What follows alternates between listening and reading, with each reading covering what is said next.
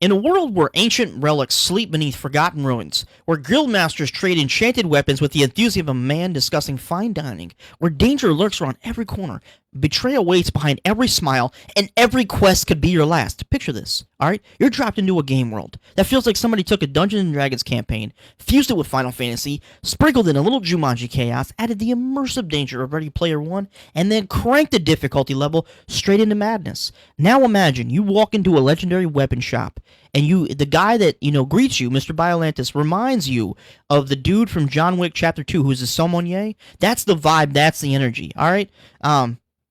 Because Mr. Biolantis is a guy that when he appears in those warehouses, he just reminds me of that sommelier from John Wick Chapter 2. Every item, every artifact, every weapon feels special because he's so knowledgeable about it, and it's so important. It's like he's equipped for every single mission, no matter what it is. It feels like you're talking to somebody who genuinely loves the tools of adventure.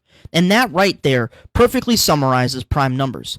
This is just another fantasy adventure. This is a world that wants you to explore it. A world that wants you to keep turning pages. And it's a world that constantly whispers, just one more chapter. And before you know it, it's 3 in the morning, and you're wondering where the last several hours went. Alright, this is the final book review of Prime Numbers. This is the Read and Rant Podcast, and all we gotta say is...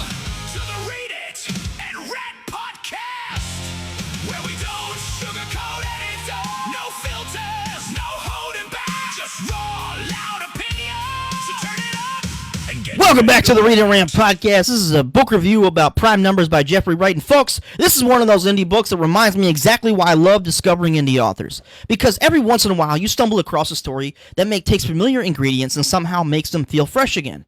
Prime Numbers wastes absolutely no time. The moment this book starts, you are thrown directly into the world of Ominous. There is no lengthy setup, no 100-page, lore dump. There's no giant encyclopedia before anything interesting happens. Instead, Geoffrey trusts his readers. He drops you into the action. He lets the world reveal itself naturally, and honestly, that was one of my favorite aspects of the entire novel, which was the breadcrumbing. The author never overwhelms you. Instead, every chapter reveals a little more.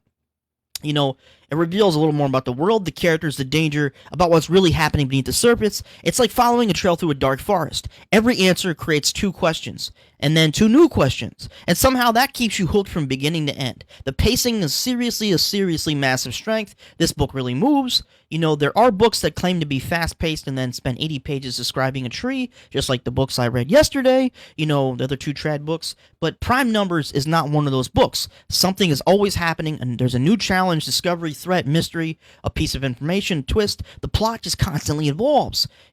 Just when you think you figured out where things are heading, Geoffrey Wright really changes directions, and somehow it never feels forced. It feels seriously organic. Like the world itself is constantly shifting beneath the character's feet. One comparison that kept popping up into my head while I was reading was Jumanji. Not because the stories are similar, they're not, but because of the feeling. There's a constant sense of danger that can arrive at any moment and be lethal. Nobody gets to relax or settle in.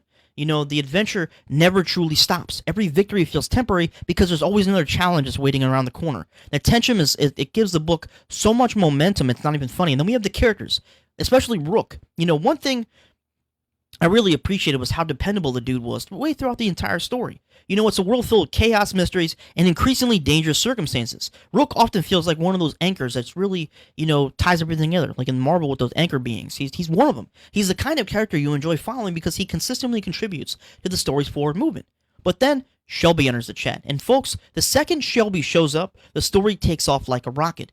I am serious. If you thought the pacing was quick before she arrived, buckle up, because she's magically ancient. Because once Shelby gets involved, the entire narrative shifts into another gear. The stakes increase, the momentum increases, the complexity increases, the excitement increases, and suddenly you're racing through chapters wondering what insanity is about to happen next. Her arrival marks one of the most significant turning points in the book. The story becomes bigger, the adventure becomes seriously dangerous, and the mysteries become far more compelling. And then we start getting into the ancient magic. There's ancient relics and forgotten powers, hidden truths, and that's where Prime Numbers really starts flexing its fantasy muscles. The scope expands dramatically. What initially feels like a dangerous adventure gradually reveals itself to be something much, much bigger. The quest gains weight, the consequences become lethal and heavy, the threats become seriously lethal and terrifying, and before long we're dealing with forces that could reshape everything. And that's also when the villain truly enters the picture. And then when the betrayal arrives. And now don't worry, I'm not going to go into spoilers too much. because I want the reader to experience how everything unfolds. But I will say this: I genuinely did not see the ending coming. And honestly, in fantasy, especially in trad fantasy, that's really hard to accomplish more than what people think. Because what trad does is they write these predictable twists, obvious betrayals, the shocking revelations, like I reviewed last night, can be spotted from 50 pages away. But this book, it really caught me. The clues were there, the breadcrumbs existed, but I couldn't put the picture and the puzzle together because of how good the author writes. And when that reveal happened at the end, everything just clicked into place. That's beautiful storytelling. That's an author planting seeds early and allowing them to bloom later.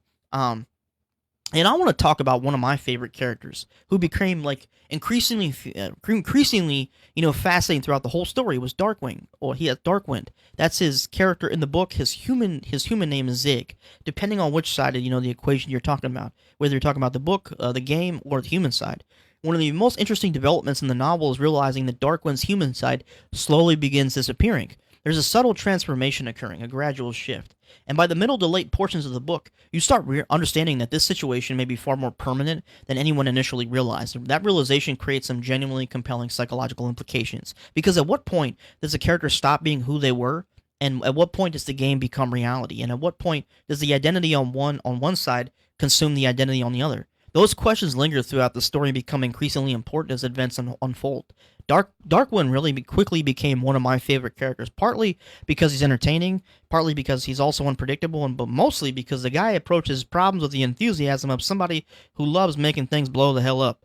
His creativity during dangerous situations is seriously fantastic. He's the kind of character who looks at an everyday object and immediately starts calculating how much damage it can cause, and honestly, that is seriously always fun to read. Which brings me to Darkwing's Paradox. This is Geoffrey Wright's newest book. After finishing Prime Numbers, I immediately picked it up off Amazon because if my assumptions are correct, we're about to explore the psychological aftermath of everything that happened. We're about to examine what happens when Darkwind's consciousness and Zig's existence collides in ways neither side expected, and that's a story I absolutely want to read.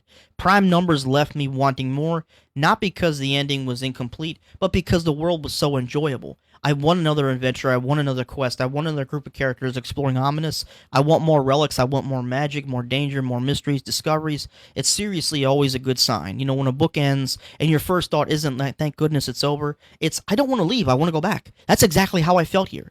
And I want to also answer the big question, do I recommend Prime Numbers by Geoffrey Wright? Abso-positively-lutely, without hesitation, because this book was amazing.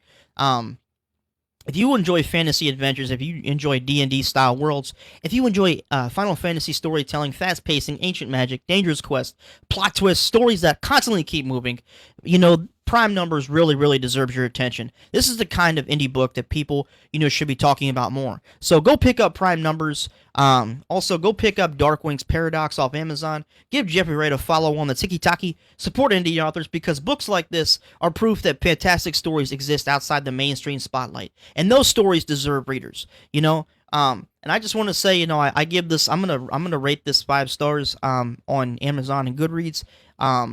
And I highly recommend you go pick it up on Amazon. And I just wanted to let you guys know that concludes my final book review for Prime Numbers. I want to thank y'all for hanging out with me for a great review. And if you read Prime Numbers, I want to let me know what you thought in the comments. If you haven't read it yet, fix that immediately. Until next time, all right, guys, I'm going to keep ranting. Y'all keep reading. And most importantly, keep supporting indie authors. All right, Reading and Rant is out.